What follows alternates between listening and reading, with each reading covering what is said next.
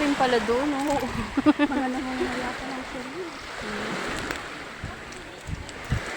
Sipin mo nung ano, New Year, ang layo ng pwesto namin kung sa mga bato na yun. Sabi ko, saan ba to? Tapos dito, ang daming tao. Inggit na inggit ako. Walang gusto Ayaw sumama. talaga dito. Sayang yung ano. Naghahanap ako ng makakakilala sa akin. Wala, kay mga taga-Usminya daw. Walang maaya.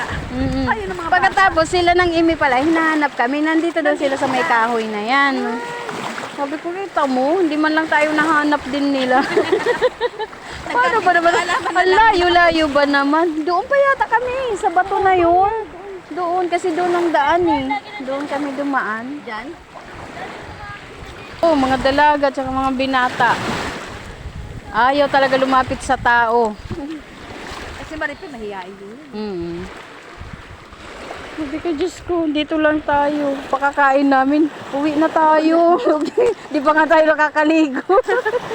Ayaw mabasa, may mga payong. Ulan. Kasabay ng mga bata. Siya, Losker. For baking. Ang ganda talaga ng pagkatumba ng kahoy na to. 2 years ago, nakatayo pa yan. Ah, talaga. Bago lang pala to. Hindi naman na Pero ito, pagpunta ko rito, first time ko lang makapunta dito. nung nandun kayo? nung New Year, oo. Hindi man ako nakakapunta dito dati. Kasi ano, sablit na lang din kami dito. Tapos maalon, yung time na yun.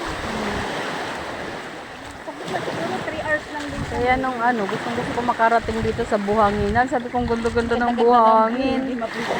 Ayaw nila.